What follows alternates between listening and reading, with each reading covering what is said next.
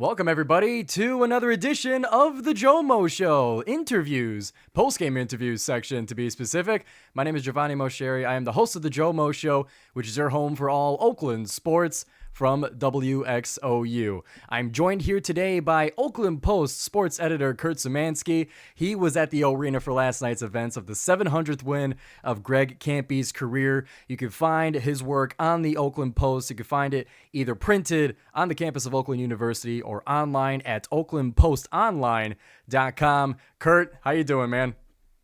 I'm doing good. Gio, how have you been, man? I've been good, Having fun, getting excited for this basketball season. I feel like it's been forever. Oh yeah. Oh yeah.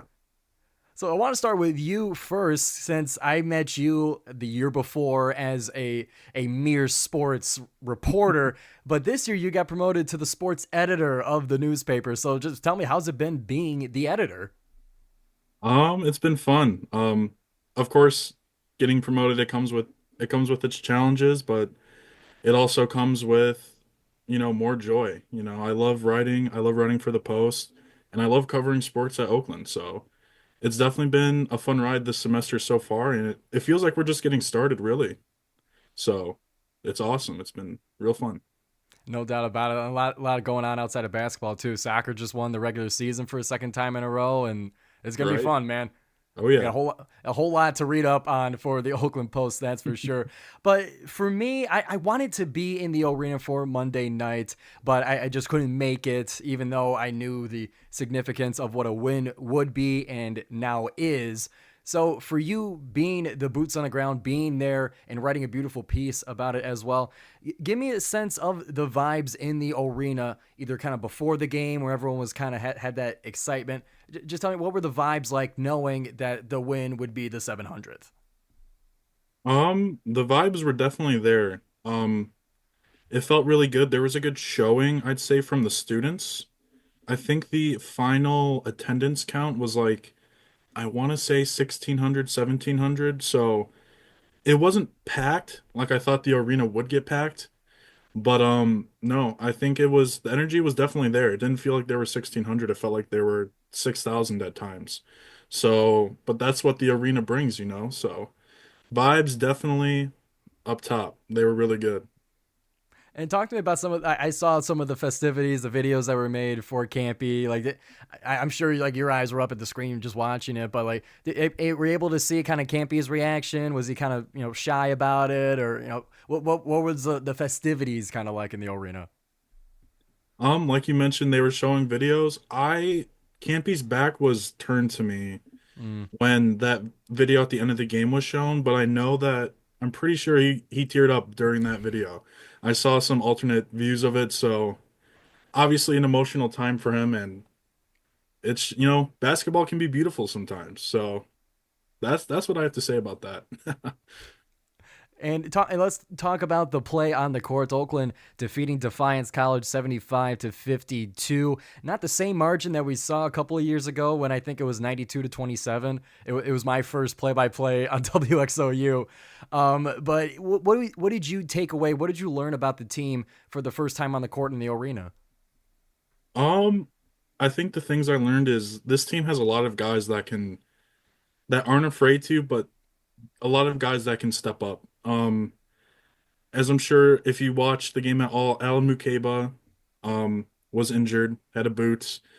The team's missed Isaiah Jones to start the year, who was obviously going to be a key role not only on the team but for running that 1-3-1 zone defense. So it was awesome to see guys like DQ. Obviously everyone knew he was going to be a leader this season, but he's definitely stepping up. Baru is one that has probably surprised me the most. I remember last season Campy saying Baru comparing Baru to like a gold mine. Like, he just has to figure stuff out. And I think Baru has some stuff figured out.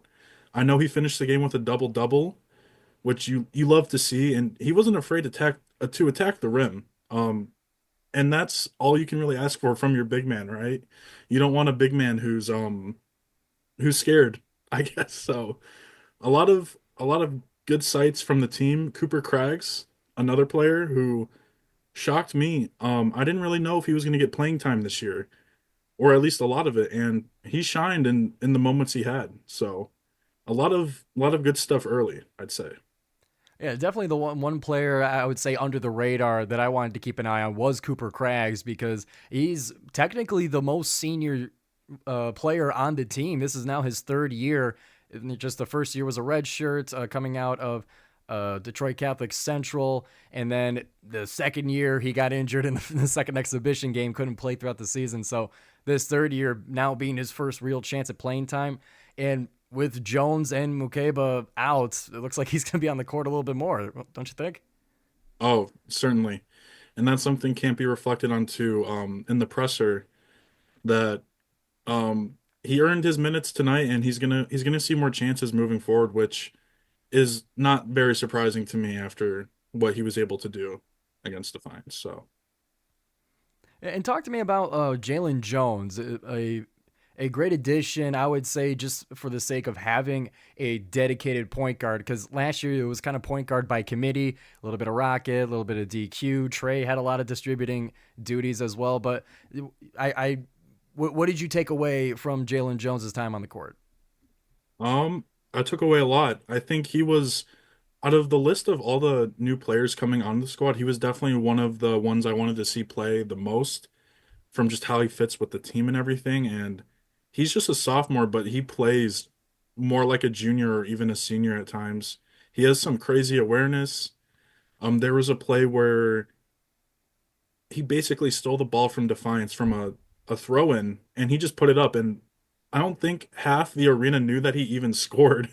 He's just, and he's also just one of those guys you love to watch play who can, these guards who can attack the rim are just awesome to watch. And I think he's definitely going to have plenty of playing time going forward in this season, especially with his brother out.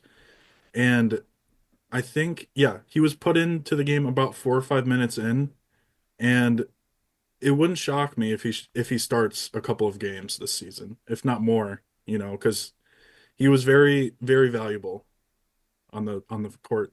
So, Yeah. And it's such a shame to see his brother get injured like before they ever get a chance to play on the court together. Because what's crazy is that they're not the only pair of brothers on the team. You got the Hoff twins as well, which I don't imagine them getting a lot of playing time from what Kampe has said. They need to grow up a little bit before they play D1. But right, it's just such a shame to see the one brother get injured. right. I agree. Totally. Yeah, and that adds up to two boots on the sideline for this team. And I remember Campy in the presser mentioning that it's just always happens. Someone's always injured at the start, Yeah. for at least the past couple of seasons. So for you, with that being the case, and then you got the road trip to Boise, Illinois, and Kansas. How do you think they're gonna withstand those injuries in that early tough slate of the non-conference?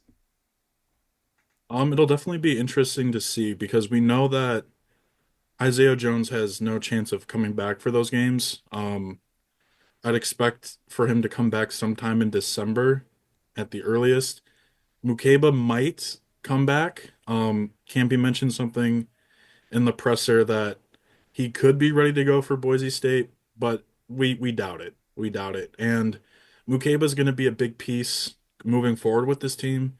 So it wouldn't surprise me really if they sit Mukeba a little bit longer because you want your guys back for conference play, right? You don't want to rush them back in non-conference play. Not that non-conference play doesn't matter, but conference play frankly matters more, right? And you want your guys healthy for that. So, No doubt about it. And Kurt, to wrap up here, I heard a little bit of your piece on the student media forum on the Horizon Roundtable. I've had the chance of being on there a couple of years in a row. And this is now my first year not being there for graduation purposes. But mhm. what'd you think of the fellas over there at Horizon? It was definitely fun. I really enjoyed my time. Because I've met some of the people, just I think I met Bob in Indianapolis, so that was cool. So it's nice to, talk to everyone again there at Horizon. I see Griffin at a bunch of games all the time.